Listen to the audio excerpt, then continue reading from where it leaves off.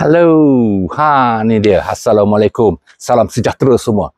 Pendaki Solo Tour kan, sekarang ni menyediakan special package untuk anda semua, iaitu Nepali Muslim Friendly Tour. Yang mana package ini 6 hari 5 malam. 6 hari 5 malam antara tempat-tempat yang kita akan melawat.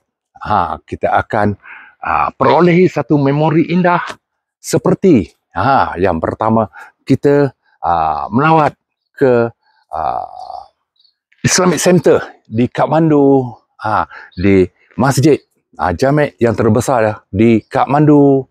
Selain daripada itu, kita akan pergi melawat tempat periktirafan oleh UNESCO, iaitu Patan Durbar Square, Bagtapu Durbar Square dan sebagainya, dan macam-macam lagi.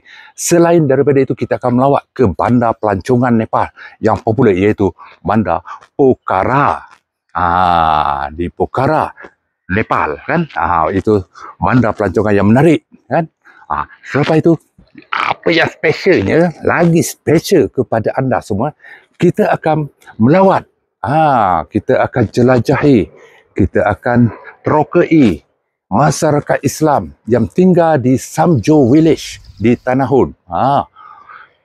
Pada paras 916 meter paras ketinggian.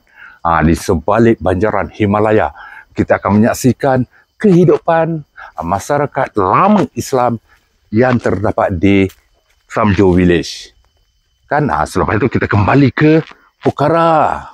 Kan, lepas itu kita akan melawat kawasan sekitar Pokhara. Kalau anda ingin melakukan aktiviti ekstrim pun boleh, seperti paragliding kan, dan macam-macam lagi yang terdapat di Pokhara kan. Itu antara aktiviti yang ada yang kita sediakan untuk anda dalam Nepali Muslim Friendly Tour yang disediakan oleh Pendaki Solo Tour. Apa tunggu lagi? Hubungi Pendaki Solo sekarang juga. Pendaki Solo yang tak solo. Okey? Roger sekarang juga.